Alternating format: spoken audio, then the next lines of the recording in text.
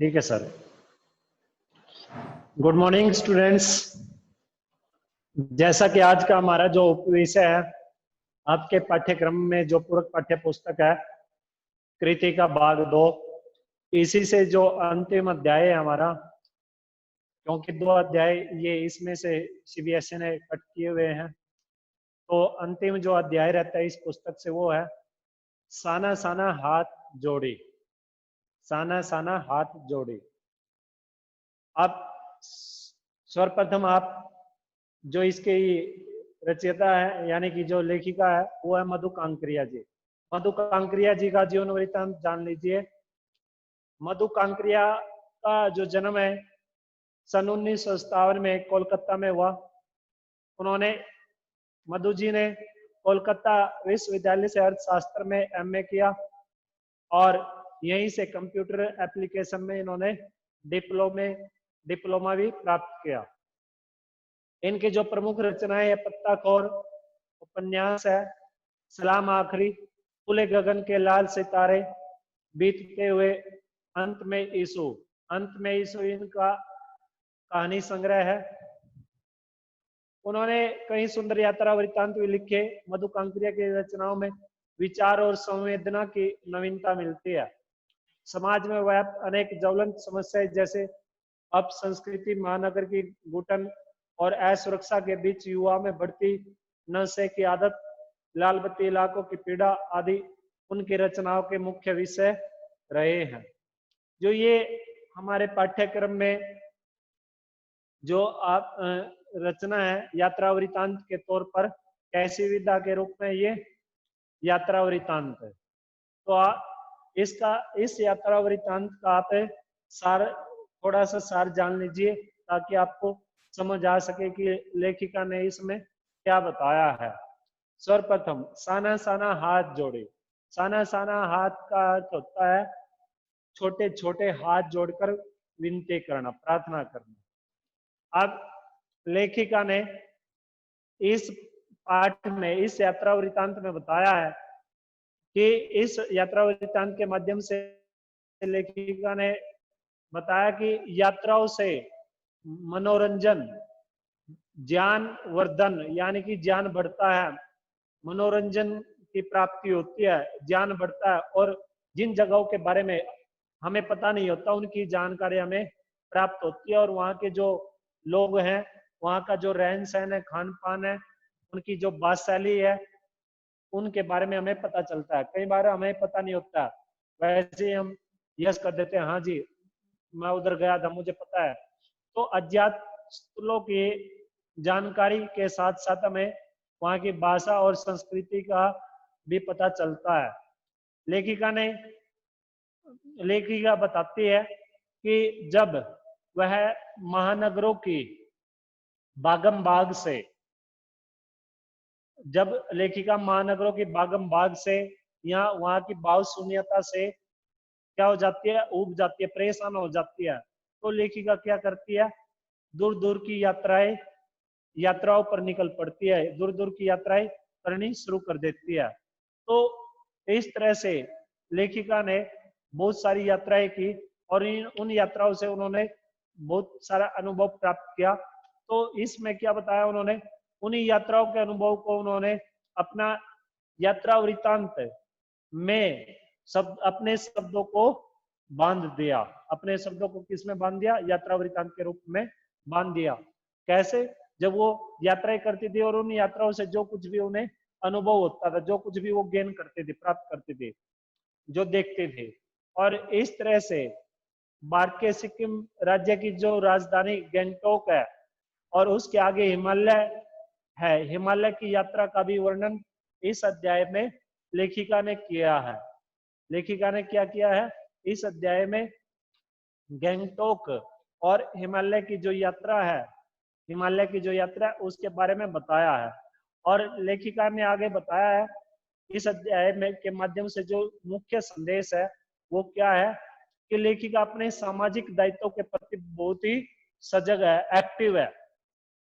वो अपनी जो भी जिम्मेवारी उसको मिलती है उस जिम्मेवारी को पूरा करने के लिए वो जो भी उसे उत्तरदायित्व दिया गया है, जो भी जिम्मेवारी दी गई है उसको करने के लिए वो एक्टिव रहती है, सजग रहती है। और इस तरह से लेखिका उन लोगों से भी प्रेम करती है जो बड़ी ज्यादा मेहनत करते हैं, बहुत ज्यादा परिश्रमी जो होते हैं। परिश्रमी लोगों जो परिश्रमी लोग है ना, परिश्रमी लोग भी लेखिका के मन को बांटते हैं, और लेखिका उनका क्या करती है, मान सम्मान करती है। लेखिका क्या करती है, उनका मान सम्मान करती है। इस तरह से इस पूरे अध्याय में लेखिका ने जो जिन जिन जगहों की यात्रा की है, जिधर जिधर उन्होंने प्राकृतिक सौंदर्य को निहारा है, जिन लोगों से उनका मिलनसार हुआ है, जिन क्षेत्रों में वो गई है, और उन क्षेत्रों का रहन सहन, खान पान, वहां की संस्कृति, वहां की सभ्यता, वहां की जो भाषाशैली है, उन सभी के बारे में लेखिका इस अध्याय के माध्यम से बताया है।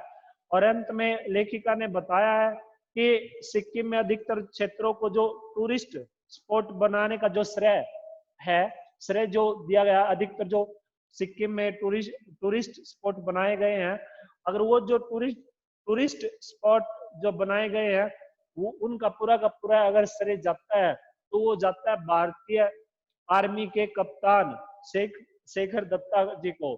शेखर दत्ता जी का पूरा योगदान है उस सिक्किम के अधिकतर क्षेत्रों को टूरिस्ट स्पॉट बनाने का। और इस तरह से लेखिका अंत में बताती है इस अध्याय में कि जो मनुष्य के अंदर जो एक इच्छा होती है ना, खोजने की जो डिस्कवर करने की जो इच्छा होती है, वो वही जो खोजने की जो इच्छा होती है, वही लेखिका के लिए क्या है, सौंदर्य है। मनुष्य की जो खोजने की इच्छा होती है, वही उनके लिए क्या है, सौंदर्य है। ये इस तरह से लेखिका ने इस अध्याय में बताया। जितेंद्र नारगे है, जितेंद्र नारगे भी मुख्य पात्र के रूप में इस अध्याय में उनका भी योगदान रहा है। तो ये इस यात्रा वृत्तांत का क्या है, सारांश है। यात्रा वृत्तांत होता क्या है, यात्रा वृत्तांत जब हम कोई यात्रा करते हैं और उस यात्रा के दौरान जो भी प्राकृतिक दृश्य या जिन क्षेत्रों में जाते हैं, जिन लोगों से मिलनसार होता है, वहां का रहन सहन, खान पान, वेशभूषा, वहां का वातावरण, सब उन उसके संदर्भ में सब अपने शब्दों के माध्यम से उस यात्रा को देना। वृत्तांत यानी कि उसके बारे में पूरी की पूरी जानकारी देना। अब शुरू करते हैं हम, जो इस अध्याय को शुरू करते हैं। पहला पेज निकाल लीजिए, पहला पेज निकाल लीजिए आप। शुरू करते हैं। मैंने हैरान होकर देखा। अब लेखिका अपने बारे में बताते हुए कहती है कि मैंने हैरान होकर देखा, आसमान जैसे उल्टा पड़ा था और सारे तारे बिखर कर नीचे टिमटिमा रहे थे। दूर ढलान लेती तराई पर सितारों के गुच्छे रोशनियों की एक झालर सी बना रहे थे। कहने का तात्पर्य क्या, इन पंक्तियों का कहने का तात्पर्य यही है कि लेखिका इतनी ऊंचाई पर गई हुई थी कि वहां से आसमान बिल्कुल ही उसको नजदीक दिखाई देता था, बिल्कुल ही पास दिखाई दे रहा था। तो और झालरसी का क्या अर्थ होता है, झालरसी का अर्थ होता है जो लड़ी होती है ना, झालर होती है, लड़ियां, उन्हें बोलते हैं। यानी कि उन तारों का जो गुच्छा था वो किसकी भांति प्रतीत हो रहा था, जैसे झालर होती है ना, लड़ी होती है, उस लड़ी की भांति दिखाई दे रहा था। आगे चलिए, क्या था वह, प्रश्नवाचक चिन्ह है, क्या था वह, बताऊंगा ये भी आपको। वह रात में जगमगाता गैंगटॉक शहर था।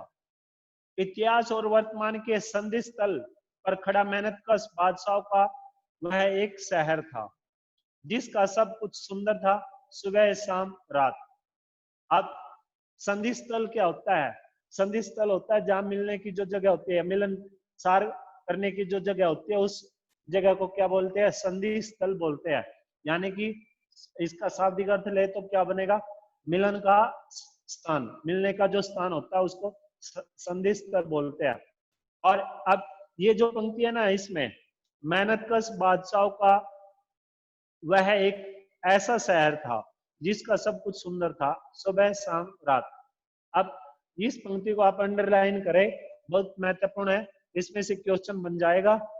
ठीक है, तो मेहनतकश बादशाह, अब यहाँ पर एक अगर क्वेश्चन किया जाए कि गंगटोक को या गैंगटोक को मेहनतकश बादशाह का शहर क्यों कहा जाता है, ये अगर सवाल किया जाए तो मेहनतकश से क्या, मेहनतकश का क्या अर्थ होता है? मेहनतकश का अर्थ होता है जो बहुत ज्यादा मेहनत करने वाले होते हैं, कड़ी मेहनत करने वाले जो लोग होते हैं उन्हें मेहनतकश बोलते हैं। और बादशाह का अर्थ क्या होता है? बादशाह का अर्थ होता है जो अपने मन की इच्छा के अनुसार, अपने मन के मालिक होते हैं, जो अपने मन के जो मालिक होते हैं उनको क्या कहते हैं? बादशाह बोलते हैं। यानी कि गंगटोक जो है, गैंगटोक जो है या गंगटोक जो है वो क्या है? एक पर्वतीय स्थल है, और इस पर्वतीय क्षेत्र होने के नाते यहाँ की जो स्थितियां हैं वो क्या है? वो बड़ी कठिन है। और इस तरह से लोग कड़ी मेहनत करते हैं, जो वहाँ के लोग हैं वो क्या करते हैं? कड़ी मेहनत करते हैं, दिन रात वहां पर मेहनत करते हैं। और इस तरह से वहाँ के जो लोग हैं कड़ी मेहनत से कभी भी अपना जी नहीं चुराते, और वो चाहे उनके समक्ष कैसी भी कठिनाई आ जाए उससे वो घबराते नहीं, बल्कि वो क्या करते रहते हैं? अपने आप उस उस कार्य में लगाकर अपने आप को मस्त रखते हैं। वो किसी भी समस्या से, किसी भी कठिनाई से घबराते नहीं हैं। इसीलिए इस शहर को, इस गैंगटोक को या गैंगटोक को क्या कहा गया? मेहनतकश बादशाह का शहर कहा गया है। अब आगे चलिए। और वह रहस्यमयी सितारों भरी रात मुझ में सम्मोहन जगा रही थी। सम्मोहन क्या होता है? सम्मोहन होता है मोहित कर लेने का जो भाव होता है, फीलिंग होती है, किसी को खुश कर लेने का की जो फीलिंग होती है ना, उसको बोलते हैं सम्मोहन।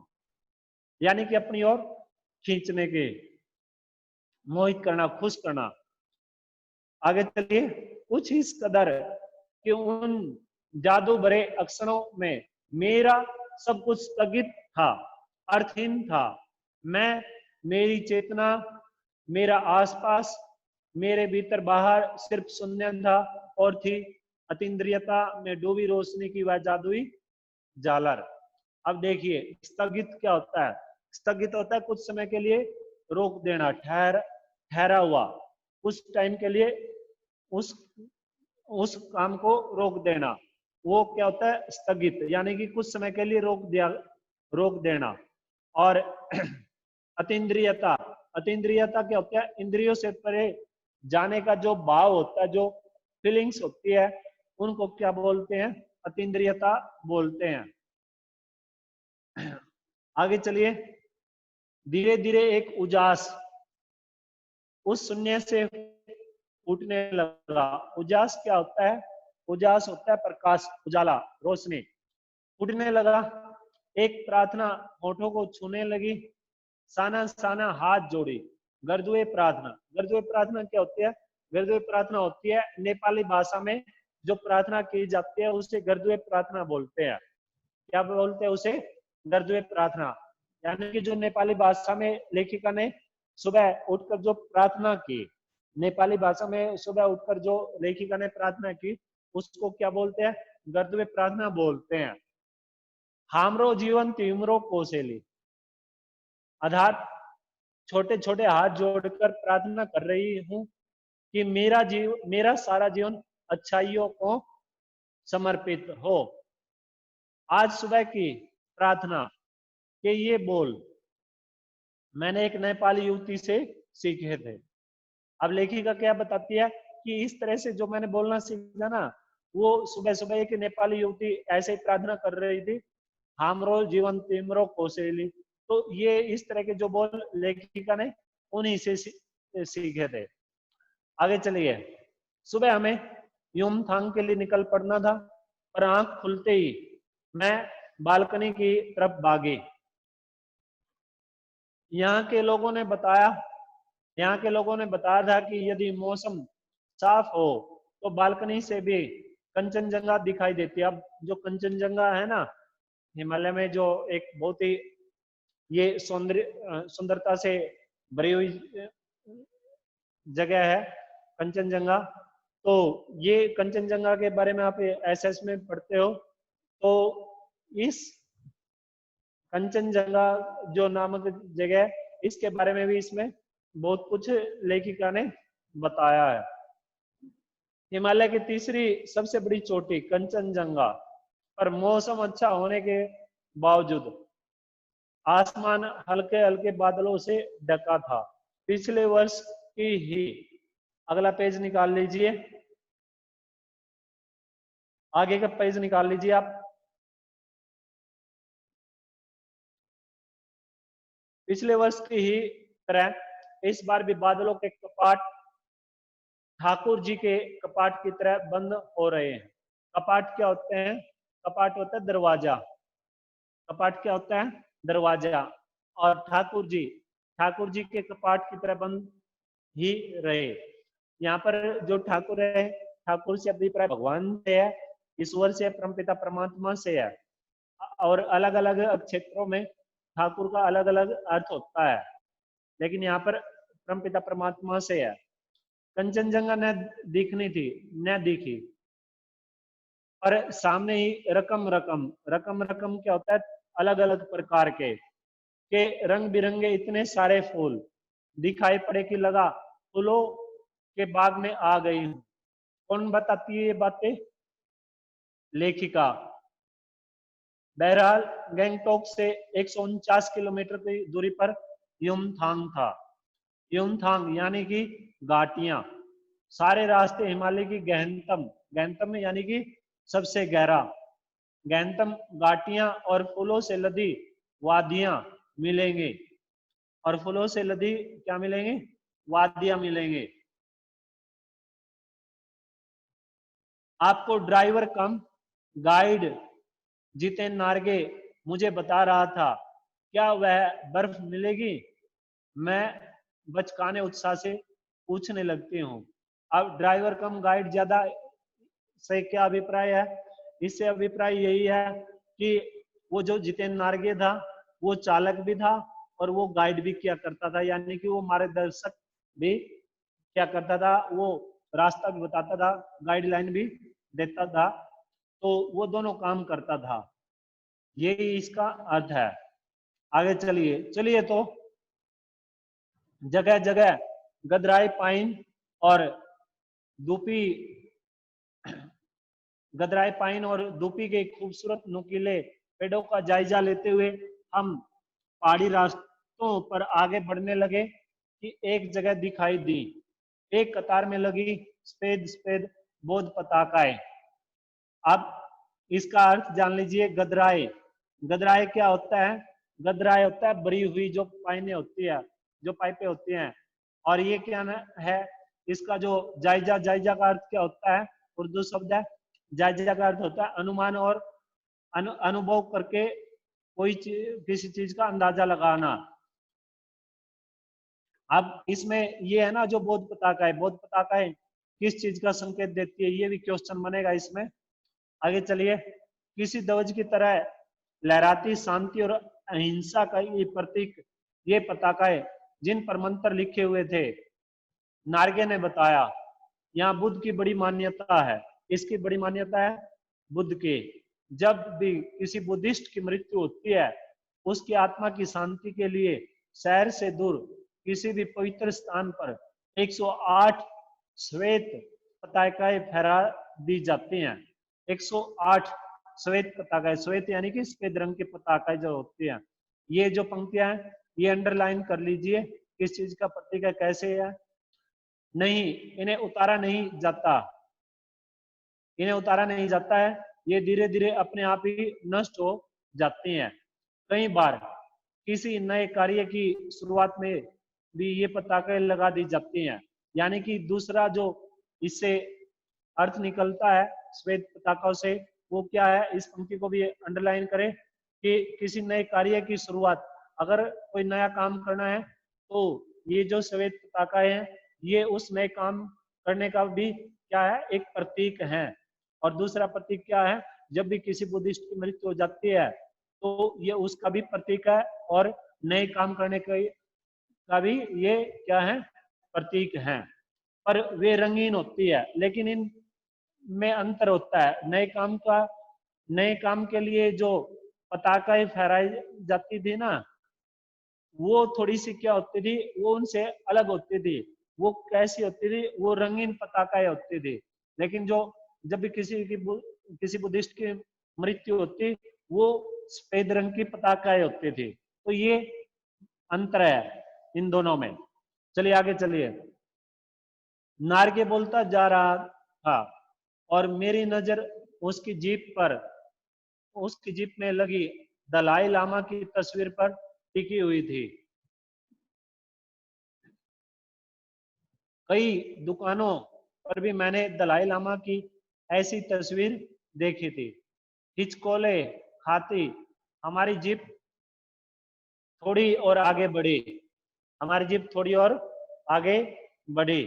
अब बुद्धिस्ट, ये जो हम उपयुक्त पंक्तियों में पढ़ चुके हैं कि बुद्धिस्ट बुद्धिस्ट अगर देखे तो बुद्धिस्ट कौन है? बुद्धिस्ट होते हैं जो बौद्ध धर्म के जो अनुयायी होते हैं, जो उनका अनुसरण करने वाले होते हैं, जो उन्हीं की बातों के अनुसार चलने वाले होते हैं, वो बुद्धिस्ट कहलाते हैं।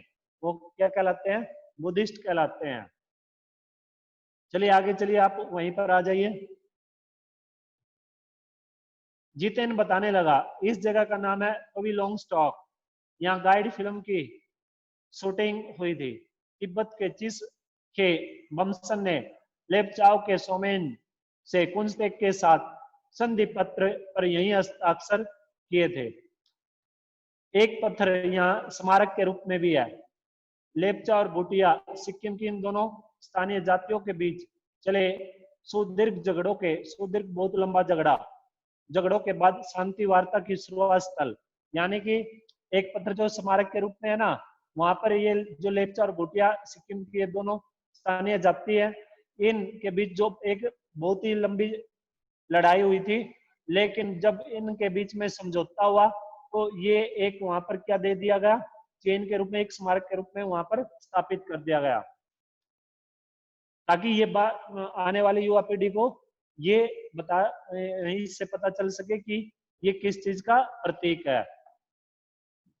आगे चलिए। उन्हीं रास्तों पर मैंने देखा एक कुटिया के ऊपर घूमता चक्कर। क्या? यह क्या? नार्गे कहने लगा, मैडम यह धर्म चक्कर है। यह क्या है? यह धर्म चक्कर है। प्रेयर व्हील से क्या अभिप्राय होता है? यानी कि प्रेयर व्हील होती है जो प्रार्थना करने का जो चक्कर होता है ना,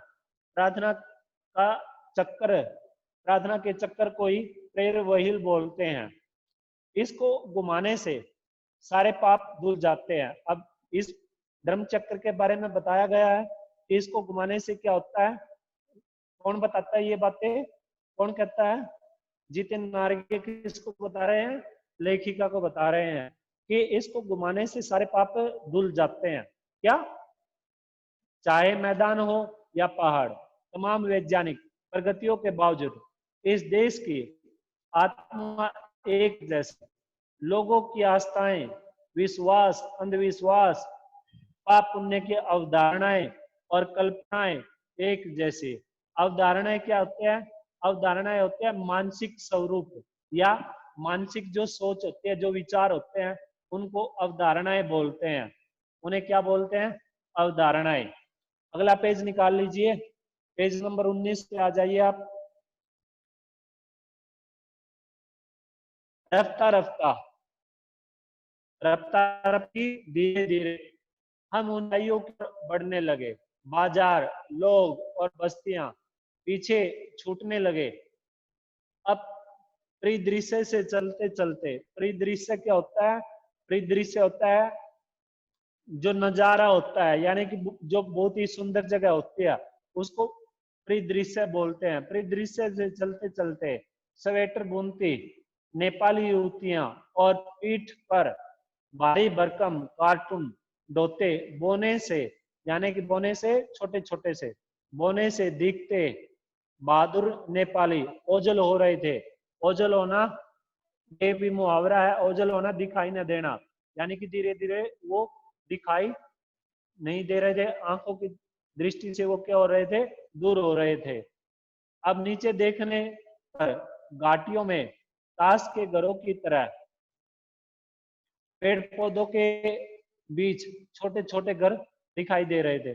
अब कहने का तात्पर्य क्या है कि लेखिका को वो जो नेपाली थे, वो जो युवतियां थी या युवक थे, वो ओझल क्यों हो रहे थे, क्योंकि जो लेखिका थी वो पर्वतीय स्थल पर थी, यानी कि वो उन पहाड़ों पर थी, ऊपर थी, और वो जैसे ही नीचे की ओर देखती तो वहाँ की जो युवक या युवतियां हैं वो उन्हें उसे क्या होते थे, छोटे छोटे कम बिल्कुल सूक्ष्म दिखाई दे रहे थे।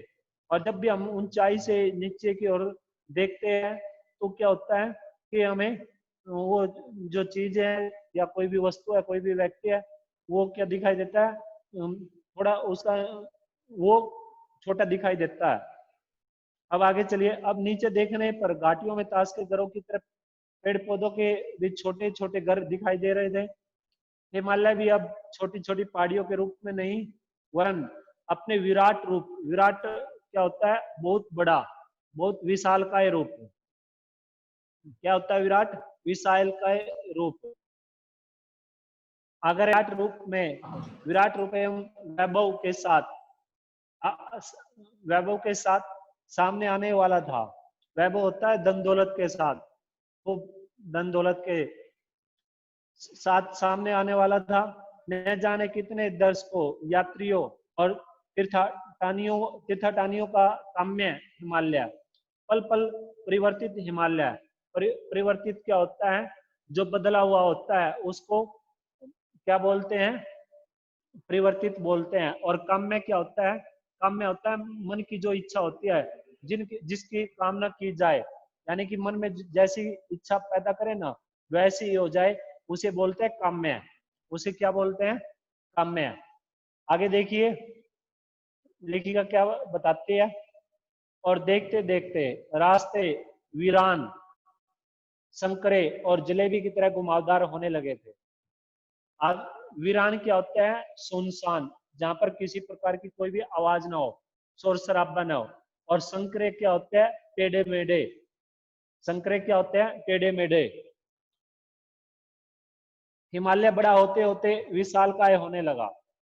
घटाएं गहराती गहराती पाताल नापने लगी। पाताल नापना यानी कि उसको देखना। वादियां चौड़ी होने लगी।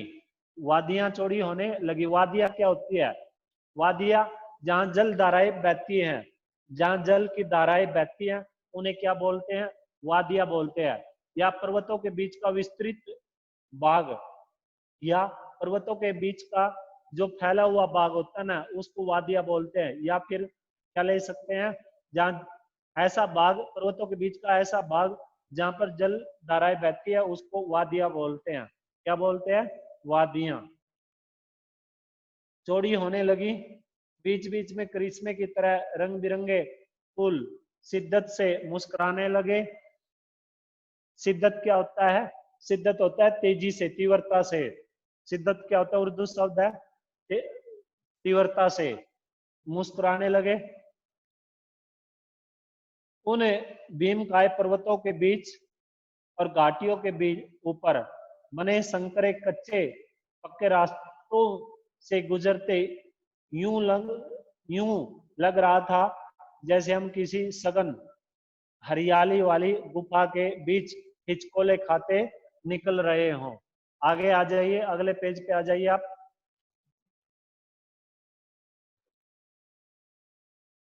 इस बिखरी असीम सुंदरता का मन पर यह प्रभाव पड़ा कि सभी सैलानी झूम झूम कर गाने लगे। सैलानी क्या, कौन होते हैं, सैलानी होते हैं सैर करने के लिए जो यात्री निकले हुए, जो निकल पड़ते हैं। यानी कि सैर करने वाले जो यात्री होते हैं ना, सैर करने वाले जो यात्री होते हैं उन्हें सैलानी बोलते हैं। उन्हें क्या बोलते हैं, सैलानी। सैलानी झूम झूम कर गाने लगे, सुहाना सफर और ये मौसम हंसी। इस तरह का ये किन्होंने गाना शुरू किया, ये जो वो यात्री थे जो यात्रा कर रहे थे उन्होंने ये पंक्तियां गानी शुरू की, पर मैं मौन थी। मौन यानी कि चुप, किसी ऋषि की तरह शांत। मैं चाहती थी कि इस सारे परिदृश्य को अपने भीतर भर लूं। अपने भीतर भर लेने से अभिप्राय अपने अंदर उसे समा लेना, पूरे पूरे परिदृश्य से। जो लेखिका है वो पूरे के पूरे परिदृश्य को निहारना चाहते थी और पूरे के पूरे परिदृश्य का आनंद लेना चाहते थे। पर मेरे भीतर कुछ बूंद बूंद पिघलने लगा था। जीप की खिड़की से मुंडकी, मुंडकी क्या होता है? मुंडकी होता है सिर, मुंडकी क्या होता है? सिर। जीप की खिड़की से मुंडकी निकाल निकाल मैं कभी आसमान को छूते पर्वतों के शिखर देखती, तो कभी ऊपर से दूध की धार की तरह जर्जर गिरते जल प्रपातों को, तो कभी नीचे चिकने चिकने गुलाबी पत्थरों के बीच इठला इठला कर बहती चांदी की तरह कौंद मारती बनी ठनी तीस्ता नदी को। अब यहाँ पर तीस्ता नदी देख लीजिए, तीस्ता नदी के बारे में बताया जाएगा। सिलीगुड़ी से हमारे साथ थी यह तीस्ता नदी, पर यहाँ उसका सौंदर्य पराकाष्ठा पर था। उसका सौंदर्य क्या था? पराकाष्ठा। पराकाष्ठा क्या होता है इसका अर्थ जान लीजिए। पराकाष्ठा होता है वो पूरी ऊंचाई पर, बहुत ज्यादा ऊंचाई पर, बहुत ज्यादा ऊंचाई पर। इतनी खूबसूरत नदी मैंने पहली बार देखी थी। मैं रोमांचित थी। मैं क्या थी? रोमांचित थी, यानी कि बहुत खुश थी, पुलकित थी, चिड़िया के पंखों की तरह हल्की थी। यहाँ तक पढ़ेंगे, बाकी बाद में पढ़ेंगे।